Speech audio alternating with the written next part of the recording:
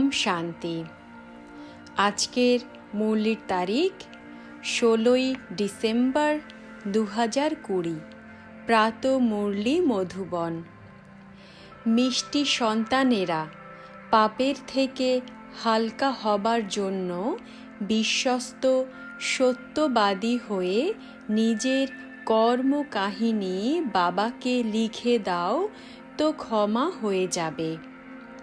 প্রশ্ন: সঙ্গম যুগে তোমরা বাচ্চারা কোন বীজ বপন করতে পারো না?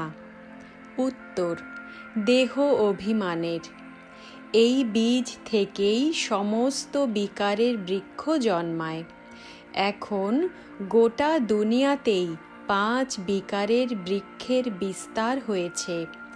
সকলেই কাম এবং ক্রোধের বীজ বপন করছে।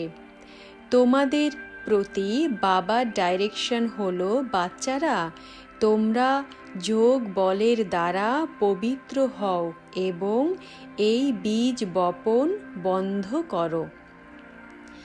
ধারণার জন্য মুখ্য সার: 1. সর্বদা যেন স্মৃতিতে থাকে যে আমরা হলাম ব্রাহ্মণ, তাই বিকারের থেকে অনেক অনেক দূরে থাকতে হবে। কখনোই যেন কোনো ক্রিমিনাল অ্যাসাল্ট না হয়। বাবার কাছে খুব অনেস্ট এবং বিশ্বাসী হয়ে থাকতে হবে। 2. মুকুটধারী দেবতা হওয়ার জন্য খুব মিষ্টি স্বভাবের হতে হবে। বুদ্ধির লাইন যেন ক্লিয়ার থাকে।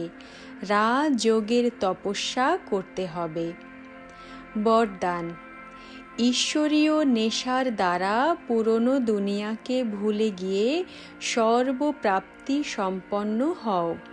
যেমন ওই নেশা সব কিছু ভুলিয়ে দেয়, সেই রকম ঈশ্বরীয় নেশাও দুঃখের দুনিয়াকে সহজেই ভুলিয়ে দেয়।